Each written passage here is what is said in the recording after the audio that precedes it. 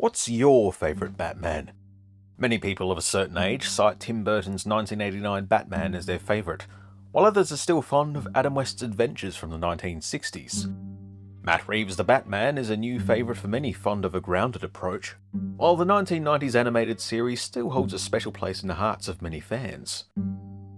For me, I quite enjoy the mid-2000s animated series The Batman, the first two instalments of the Arkham game series, and the 1996 comic The Long Halloween.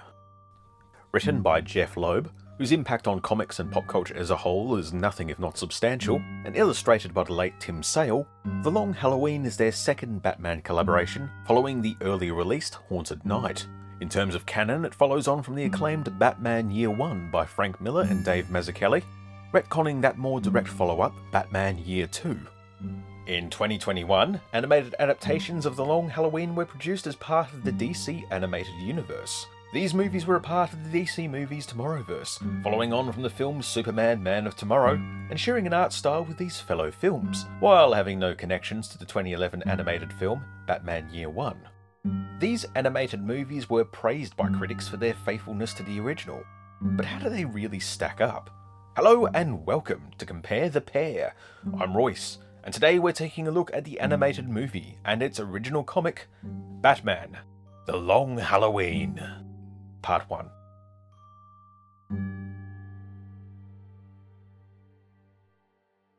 The Long Halloween is a complex retelling of several notable moments from Batman's history that will be retold many times over in the years following its publication. The downfall of the traditional crime gangs and their replacement by costumed criminals, the transformation of Harvey Dent into Two-Face, and the question as to whether Batman's presence does more harm than good.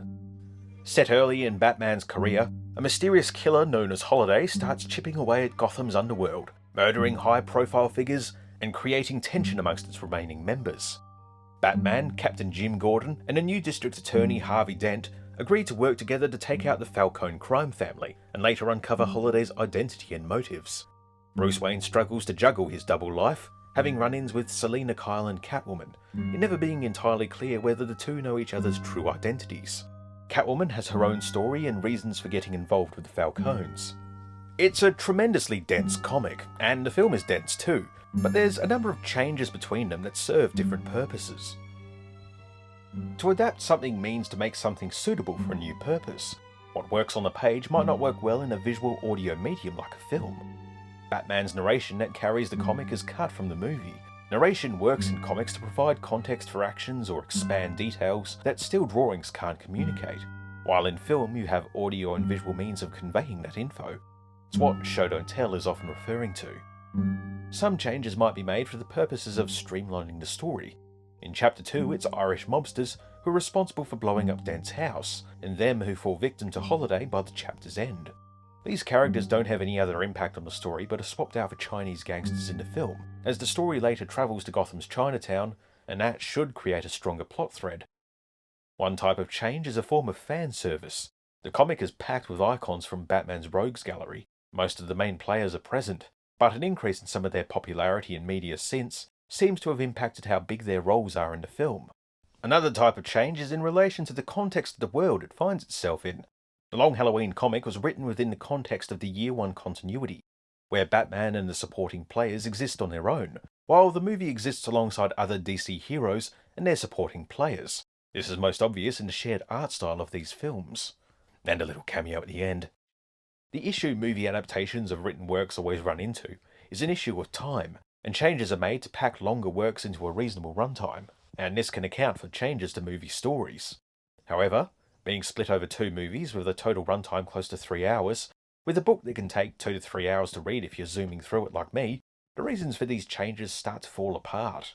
A lack of narration leaves the film weirdly quiet for large chunks, with intentions and thoughts often unclear or poorly communicated, as the drawn characters lack the nuance or subtlety of real performers or better animation.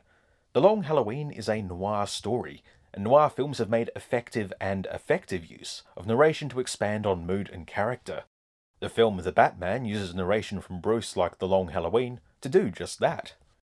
The replacement of Irish mobsters for Chinese gangsters seems to only serve a martial arts action scene not present in the comic, and isn't even mentioned later in relation to the Chinatown discovery.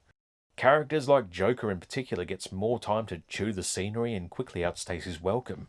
The change in art style removes one of the original story's most iconic aspects, leaving the narrative itself feeling watered down, while having extra stuff crammed in. The comic's story is huge and complicated, but could easily have been adapted to two 90-minute movies. What we got instead was a story that's less an adaptation, but instead to be incredibly uncharitable, what feels like an attempt to prove that they could do better. The story starts with an allusion to The Godfather. Bruce Wayne stands in the office of Carmine Falcone, delivering a speech starting with, "I believe in Gotham City," mirroring the "I believe in America" speech that opens the Godfather film. There's several other references to the movie crammed into this story. Bruce's meeting is taking place at a wedding at Falcone's place, and DA Harvey Dent is even out there taking down license plates of those in attendance, just like the federal agents in the film. There's probably several other references like these scattered throughout. I think they work well as a shorthand to set up the mafia tone for those characters by calling on these recognisable pop culture references. Even to a reader who might not have seen The Godfather, mirroring these moments from that film gives a depth to this world and its characters. But why is Bruce here? Well, Wayne Enterprises isn't mentioned, but Bruce is on the board of directors at Gotham City Bank, and Carmine wants Bruce on board for his import company to have financial support. As Bruce notes one of the bank's board members, Richard Daniel, is in attendance, he refuses Carmine's offer and takes his leave. He still hangs at the door to eavesdrop, hearing Carmine and his bodyguard Milos, or Milos, discussing what to do, to be caught by Carmine's son Alberto. The good son is an allusion to the Godfather's Michael Corleone, both he and Alberto starting off their story not involved in the family business. On his way out, Bruce meets with Selina Kyle, who has a slight resemblance to Michelle Pfeiffer. And a little bit of late Michael Jackson, sorry. But what's impressive is her physicality is on display, with strong arms suitable for Catwomaning. It's a pretty good look otherwise. As the two dance, they catch the eye of Carmine's sister Carla, who asks her son, the groom Johnny Vitti, as to who they are. Carla is established as running her own arm of the crime family in Chicago, and her rivalry with Carmine, threatening to take over his operations, is a conflict bubbling under the surface throughout the story. I like here that we see that Carmine lives in a penthouse, not a sprawling country estate like the Godfather's Corleones. The Falcones are firmly based in Gotham City, like an illness deep within a sick body. We get our first hint to Alberto being held at an arm's length by his father, and Harvey Dent is caught snooping in the garages, being dealt with in swift fashion. There's a wonderful creativeness to the way this comic is framed, panels spilling across the page like the leaves of Harvey's notebook. He's found by Bruce and Selina, Harvey not being too welcoming of the high society, Falcone shoulder-rubbing Bruce, and he storms off to visit Gordon, who suggests a meeting with Batman. We also see how Bruce and Jim's crime-fighting activities impact their chances at normal lives, which becomes a running theme for all four leading men across this story. It's a short while after parting, Bruce and Selina meet once more, this time in costume in Falcone's office, unaware as to each other's true identities. They're caught and forced to flee, however, as Falcone's men attack. Bats later meets with Gordon and Dent, and form an alliance to take down Carmine. It's interesting to note here how little Harvey thinks of Carmine's nickname, the Roman.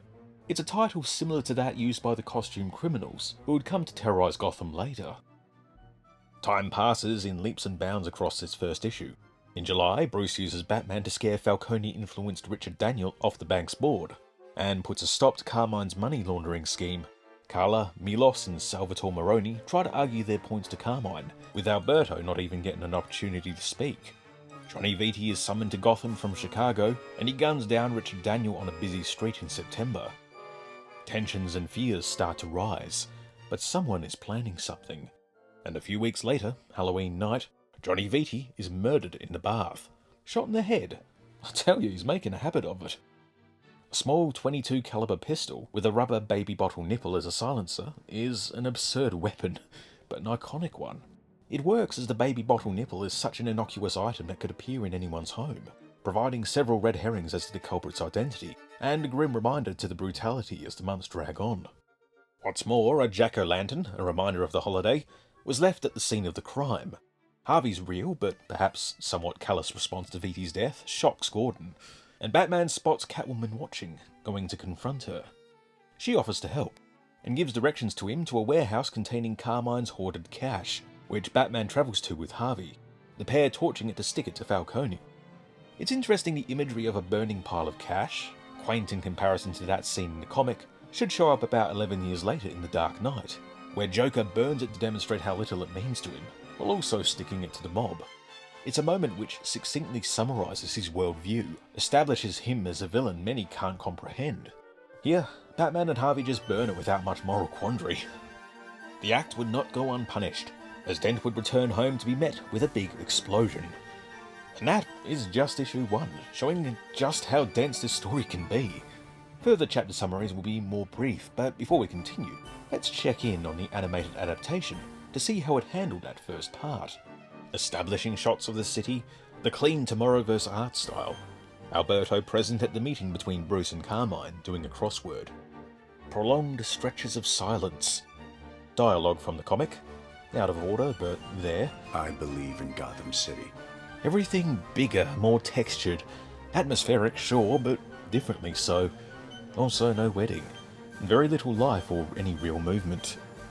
It continues into the long opening title sequence intercut with moving graphics from the comics that I think were supposed to show reverence to the original, but just goes on to remind me of the differences that become more glaring as they go on. This is intercut with new footage, showing the influence Carmine has on the city, the rise of Dent after his election to DA, and, curiously, Johnny Vitti turned informant, slipping Dent some evidence.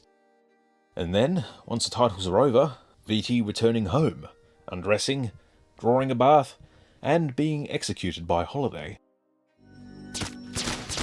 New scenes added sees Alfred at Wayne Manor hoping for trick-or-treaters, and the Gordon family getting ready to head out themselves. But their plans are cut short as Jim gets a call about Vitti's murder. Dent returns home to find his wife Gilda sat on the back porch smoking, seemingly distracted. The two try to comfort each other before he too is summoned by the arrival of the bat signal in the sky. Bats meets with Gordon and Dent, a scene combining their first rooftop discussion with the in-office post-Vitti killing meeting. Batman and Harvey have a prior acquaintance, and Dent is more torn up at Vitti's murder, as it was him giving evidence on Carmine, seemingly caught and whacked for doing so. Batman leaves when he spots Catwoman watching from afar, and on the other side of town we get a new scene with Carmine and his many interestingly drawn advisors.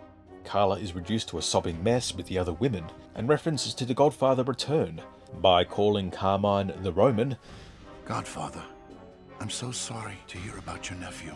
A loud-mouthed goon named Antony It's Godfather. is hurled down the stairwell, his death given just as much weight, maybe more, than Vitti's own. At least Antony got some words in. Catwoman leads Batman on a merry parkour chase across Gotham, ending up at the warehouse where Carmine is keeping his cash. Dent joins them later, using a tracking device, and Catwoman remains present. Harvey remarks how easy it would be for them to take some of the cash, if they were that kind of person, same as the comic. And it's Catwoman who suggests they torture it. Justice for her is personal. Dent is in two minds about doing so, eh? And Batman suggests a coin flip to decide. It's quickly revealed that the flip was in Batman's favour to burn it, the coin having two heads, and he gifts it to Harvey, who returns home to find a tearful Gilda in the backyard. She asks him not to leave her. He insists his work against Falcone is nearly at an end, and she reveals she's incapable of having children. Harvey reassures her it's all fine, and as they head into their house they're engulfed in the flames of a big explosion. At 27 minutes in, the film has hit a lot of the main beats of the comic, while being heavily reworded, and cutting the setup prior to Vitti's death. Significant changes are made, like including Alberto in his father's crime ventures, bearing witness to Antony's murder, and actually being called by his father to focus on the business at hand. The new scene with Alfred goes to set up later scenes with him and Bruce throughout the rest of the films, and I appreciate it as it makes the most of Alastair Duncan, returning to the role of Alfred after playing him in my favourite cartoon, The Batman. The Gordon family is extended with the addition of the young Barbara Gordon, the future Batgirl. In the Long Halloween Year 1 comics, it's just Jim, his wife, also called Barbara, an infant son called James. Creative bunch. The younger Babs was retconned as Jim's niece, on account of him being younger, apparently too young to have a teenage daughter. In both comic and movie, based on how Jim is depicted, I don't think that would be so hard to believe. Billy Burke, best known as Bella's dad Charlie in the Twilight films, is a wonderful Jim Gordon. This city's finally got a chance, and it's the three men standing here right now. The Falcone crime family has to be taken down, so I'm putting you two together. Josh Duhamel is really good as Dent, bringing a gruffness that sets him apart from previous incarnations. He has a name. It's Carmine Falcone, not the Roman. Harvey, calm down. Where were your men, Jim? I've been working on Viti for months. Nobody on your team thought he'd be vulnerable the night before he's gonna turn state's evidence? The two could play fantastic Batman as well, with Bats here voiced quite well by Jensen Ackles, who previously voiced Jason Todd in the animated Under the Red Hood. And Alberto Falcone is Holiday. Surprises all around. Naya Rivera from Glee, who tragically passed away in 2020, is Catwoman in her final role. Your equipment's weighing you down. Why are you running? Fun. You could use a little fun. There's been many approaches to this character, and I think hers feels very grounded and honest, not dripping in sultriness as she tends to be. Titus Welliver of Bosch voices Carmine. In fact, he'd do a pretty good job at playing Batman too, based on his role here. Business time. Take your crosswords for a walk. I think the way Falcone was drawn in the Year One comics always reminded me of Frank Vincent, who played Billy Bats in Goodfellas, and Phil Leotardo in The Sopranos, which would make for an interesting approach to the character. Jack Quaid, of The Boys, voices Alberto briefly for this first part. Logic puzzles. He kind of contributes to this youthful, clean image that the character gives off. Gilda is played by prolific voice actress Julie Nathanson. Hi! Ooh, you're escaping too? Phew, I'm glad you know the way out. By now, the visual differences between the two versions should be obvious. The comic's heavy use of black for shadow is accentuated by bold, flat colours. Given texture by the quality of the paper and the scan, the film's Gotham is dreary and grey, lacking in life not just in terms of animation, but evidence that people actually live here, with no graffiti or grime or personal touches to make houses unique, with every vaguely Art Deco skyscraper looking the same as another. Environments feel scaled for giants, Carmine's office in particular, but it doesn't feel imposing like it's suggesting Carmine is some huge powerful figure. It just feels empty and lacking. There's an old video by YouTuber H Bomber Guy on the Killing Joke adaptation and his opinions on the then and perhaps still current state of comics, pointing out how the original comic was heavily scripted with intricate details that might not ever be seen, that were ultimately lacking in the animations. The problem persists into this 2021 movie, showing little improvement has been made. In that video, he criticised changes like the Hall of Mirrors switching to the Joker's old apartment, with the furniture glued to the ceiling as a bad social commentary or subtext. I think it's just laziness on part of the animators and artists. Or, to be generous, an unforgiving crunch to get these films done by an unreasonable deadline, impacting upon artists including details outside the bare essentials. One environment seen so far that I actually like is the Dent's backyard, with a warm glow across the neighbourhood, suggesting a suburban tranquility, with potential dangers hiding in the dark. Still, it's a bit bare and impersonal. The comic made effective use of colour, switching to black and white when Holiday made their kill, the red of the blood and the holiday-themed calling cards remaining in colour. The film could have been quite interesting to take this approach, but instead it just changes the direction Viti sits in the bath, the calling card of a director's unique interpretation. The art style used by Tim Sale is widely praised and I absolutely love it. It proved to be quite influential on me in my art in my late teens and early 20s. I'm not sure how people generally feel about it. I feel some designs would be considered controversial today, just for being crazy or out there or, at worst, ugly. The colours are generally muted but pop where needed, and turned grayscale they have a thick moody noir feel. Tim Sale was super effective in showing the physicalities of bats and cats, something continued across to Bruce and Selena, and I like the way he draws the flowing capes and hair. The faces remind me a little of the art featured on the covers of the early Grand Theft Auto games, before San Andreas refined it. It would have been truly special to see this style emulated across the animation. As for that, it's consistent with the animated films of the Tomorrowverse. Thicker lines defining outlines and jawlines in particular. Big Ear's Batman of the comics is imposing, often drenched in shadow. His animated appearance goes for shorter ears, sticking to the same classic grey and blue colour scheme, but lacking the grumpiness and his fear factor. The designs for Jim Gordon are great. In the comic he's bold, strong-jawed. There's times where his eyes are obscured as light catches the lenses of his glasses. In the animation there's a weariness to his appearance that makes him feel like he's being stretched thin. They both feel like older versions of his Year One appearances. Harvey embodies a strong lawyer archetype well. His styling in the animation feels particularly faithful to the comic. Gilda Dent has big eyes in both, communicating an emotional vulnerability, and her animated hairstyle is now tucked behind her ears. The ladies of the animation feel a bit modern and flat. Their hairstyle's less bouffant than the mid-90s originals. When I was younger, I didn't really like the older, dated 90s feelings that comics had. With the out-of-date hairstyles and fashions, that was all down to the artists of the time, of course. And the Long Halloween comic feels deliberate in its design. Now it's nearly 30 years old, it's nostalgic. Catwoman is a character whose design has grown and evolved over the years, scantily clad to practical and functional.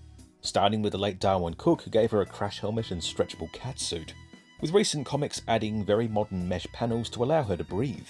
The Long Halloweens is classic in purple, complete with impractical tail and whiskers, which I love, and large sweeping back ears that are iconic to this version of the character. In the animation, she feels a little like a throwback, sort of simple and tying back to the 90s, the animated 90s. I do wish maybe they gave her bigger ears. The physicality is kind of there, but she feels more dainty, not as strong. But if not that, just colouring her purple could have made her unique. Harvey Dent is dead, declares Batman in the opening to Chapter 2. He and Gordon are interrogating Mickey the Mink Sullivan, the leader of the criminal outfit The Irish, who were hired by Carmine to blow up Dent's house. We learn it's Thanksgiving, as Jim tries to persuade Mickey with a good cop approach. He's not so receptive, but Batman's intimidating presence and evidence quickly gets him talking. A flashback shows Batman chasing Mickey Sullivan from his apartment to the sewers, while in the film we open with a car chase. Mickey Chen is being chased to Chinatown. A long fight ensues, with Catwoman interfering, and Chen does as Sullivan does, heading to the sewers. It's there they meet Solomon Grundy, Mickey grabbed by the Giant. Batman apologises for the intrusion, having to fight Grundy off in the comics, while he manages to calm the situation in the film. Despite this measured approach, Batman is a lot more violent in the film, punching Mickey Chen's stab wound to get him to talk, and throwing him about Gordon's office, taking a more blunt and frankly stupid approach. Batman is often called the world's greatest detective, but here it's still early days, he's still learning, and Gordon is quick to call him out. Still, there's more intelligence to him in the comic. Harvey is out of the picture in the comics, but something happens when Mickey is transported to his holding cell. The 5 men of the Irish crew make rehearsed confessions to killing Harvey Dent, except Dent isn't dead. It was him in a Mission Impossible style Mickey Sullivan mask going undercover after having faked his death. Now the investigation is over, with Dent alive, the Irish 5 all make bail and are freed. In the movie, it seems it's Batman's rough hand that helps Mickey Chen walk free. There's 2 different Carmine kitchen scenes between the 2 versions. In the comic, Carla enters, furious a calm and cooking Carmine hasn't done anything to avenge or investigate Johnny Viti's death. He insists things are being handled, as Alberto watches on. Meanwhile, in the film, Carla remains absent, and Alberto is being lectured by his father for not contributing anything of worth. We've learnt by this point that Dent is in hospital, Gilda by his side, the left of his face hidden in shadow, and a bouquet of flowers is delivered, a concerning note to Gilda from Falcone wishing Harvey well. It's in the kitchen scene we learn Alberto sent the flowers on Carmine's behalf, which sends Carmine into a rage. The abuse is a lot more visceral here, while in the comics, Alberto seems to stew in silence. It's Gilda who's hospitalised in the comic, Harvey now by her side. Gordon misses Thanksgiving with his family, while Batman shows some much appreciated kindness when he leaves a plate of food for Grundy. Movie Harvey slips from his hospital room when Gilda steps away, to be found standing outside Falcone's building by Gordon, his face battered but not scarred in the way it was teasing earlier. He seems to be in a bit of a fugue state, having wanted to confront Carmine but his mind is elsewhere.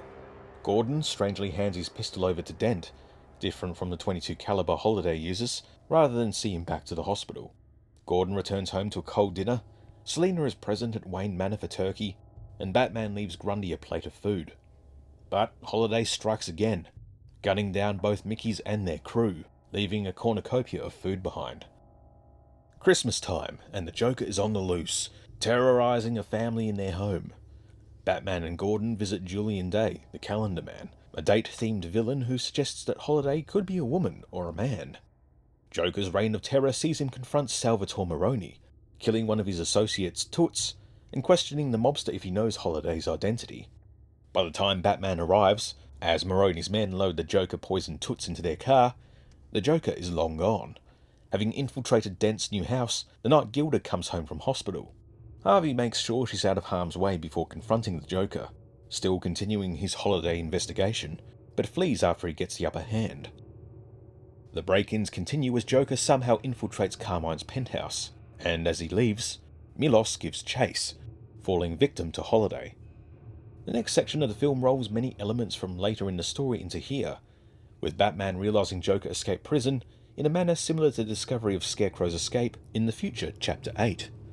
Gone is the random family. Joker's first house call is to the Danse new house, catching Harvey as he gets home while Gilda is out, and opening a barrage of fire on the DA with Gordon's pistol. Voiced by Troy Baker, who played a younger Joker in Arkham Origins, he waffles on a lot more than he does in the comic, his dialogue seeming to contain many improvisations. Buon Natale! Buon Natale. They kill me. Dent tries to get the upper hand, but Joker catches him off guard, revealing the .22 caliber and beating Harvey unconscious. Batman shows up right as Maroni himself is loading a body into the trunk, and Sal is more talkative than his comic counterpart. Joker's final stop is at Carmine's, engaging in a prolonged chat with the Roman and an explosive gun battle with Milos, who is caught by Holiday as he too leaves the building. This section features some impressive animation, like the brief shot of multiple reflections of the Joker, reminding me of the time they didn't do that in The Killing Joke. Time to ring in the new year.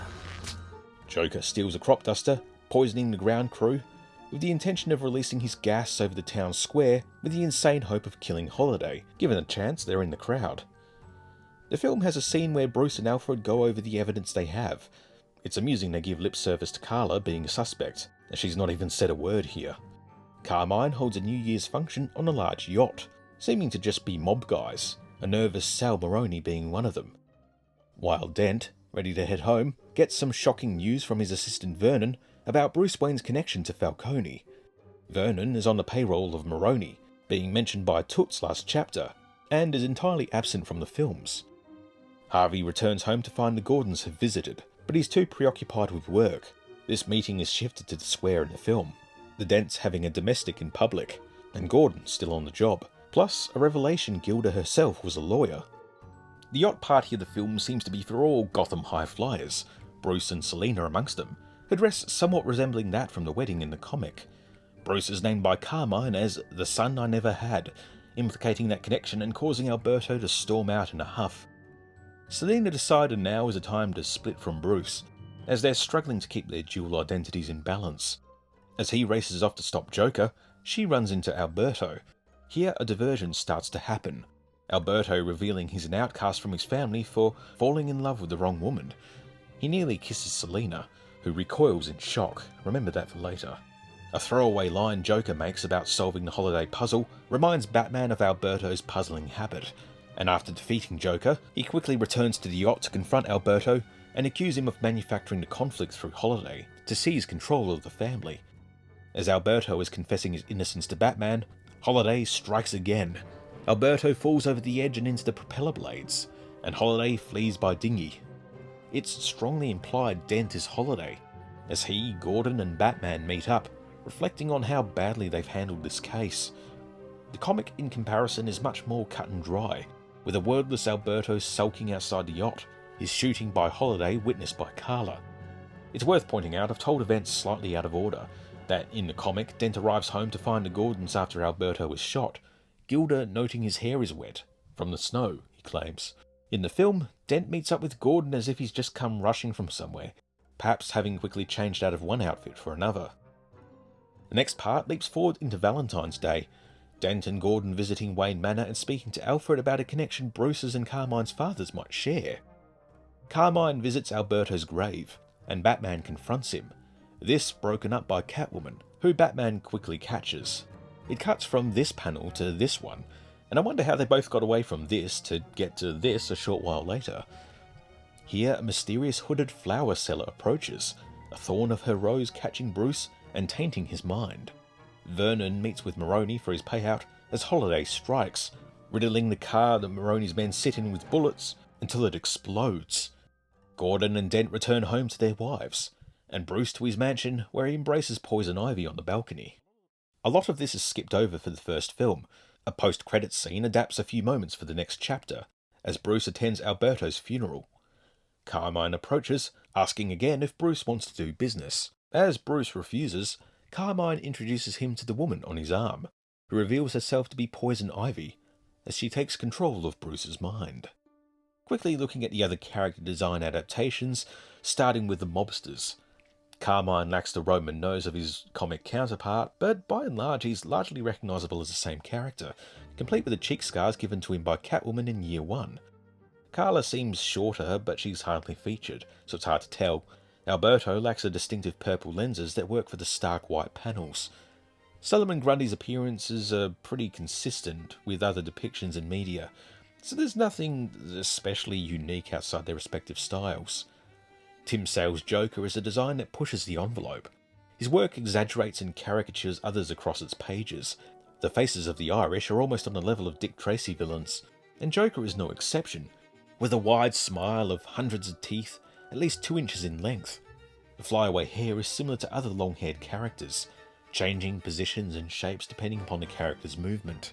In the animation it's quite toned down, his hair neat and close-fitting to his head, and the smile wide, but not as wide as it could be. Calendar Man's appearance in the comic is sort of androgynous, cherubic almost, with an eerie Hannibal Lecter vibe and a stark white setting that sets him apart from other characters. In the film it's not so stark, his appearance is bulkier, more what I might picture for Judge Holden from Blood Meridian, one of the mutants from The Dark Knight Returns. By the end of Part 1, the differences in story appear minimal, and seem to be setting up for the same conclusion as the original in Part 2, just with extra bits of drama and flair added for whatever reason. I have seen other animated adaptations of Batman comics I'd previously read, and while it's been many years since I read or saw those, it seemed like you could almost treat the film versions as narrated audiobooks, as you flip through the book's pages. I guess it is respectful to the original book, or is it insulting? People claim they want word-for-word adaptations, but why do that when they can just read the books that continue to be published? I guess there's something special to hearing certain actors like Kevin Conroy, Mark Hamill, Arlene Sorkin and Troy Baker doing read-throughs of classic stories featuring these iconic characters. All the actors here do pretty great jobs, all proving themselves as really good interpretations of these characters. Someone like Josh Duhamel, Captain Lennox from the Transformers movies, I'd not have considered for Harvey Dent, and his performance ties back to the classic animated versions while being new and unique. But then when you've got an actor who's unexpected like that, taking on a story like this, why change the story? I wonder why there were such dramatic changes to dialogue specifically. There's snippets of it carried over, but it's scant. Like they're winking to the audience, like, you remember this part, eh? Did they not have the license or permission to adapt this more directly? I mentioned earlier that the change in art styles removes one of the most iconic parts of the Long Halloween comic, so at least this one with a different style and script can try and set itself apart from the original, unlike The Killing Joke, which frankly bastardized that original comic. It's just a bit tricky that this version of the story carries the same title as the original. People and reviewers praised this movie for its faithfulness. I almost wonder if they hadn't read the comic or hadn't done so in a while. When I watched the first part a few years ago, I was pretty happy with it until I pulled the book out and realised just how many changes there were. I guess it's a little disheartening to think people might pick up this film that's okay to good and holds up in isolation, and think it's the same as reading the original comic. At least that still exists and is constantly being republished. Another thing that bothered me with the movie was the long stretches of just nothing. Long pauses between each sentence, where characters sit almost dumbfounded, taking a second to process a sentence before they respond. I tried my hand at editing the scene where Harvey comes home for the first time and speaks with Gilda, to try and make the flow a bit more natural. Gilda, there you are. What? Harvey, you're home. Better late than never. Why are you hiding out here in the cold? I know. I'm sorry, I just... You started without me. Do you have any kids? What? Trick-or-treaters. Oh, no, I don't know. I just... I don't think I'm really up for all that tonight. Answering the door every 5 minutes. Smiling. Yeah, I saw the bull on the porch. It's okay, it's a ghost town out there. I did think the moment where they called Carmine Godfather was sort of dumbing the story down a little. It just felt like, oh, you know, he's the Don of the Mafia family. Of course he's going to be the Godfather, without any real rhyme or reason as to why they were doing so. It's a whole Kane from Citizen Kane situation. Plus, Batman is known for iconic theme tunes. Here the music is more like mood pieces and score, creating a feeling that's sort of off-putting, but maybe not in a way that was intended. And sadly, it's a bit unmemorable. But did these issues carry over to the Long Halloween Part 2? And just how far does the story diverge? Join me in that review for Part 2.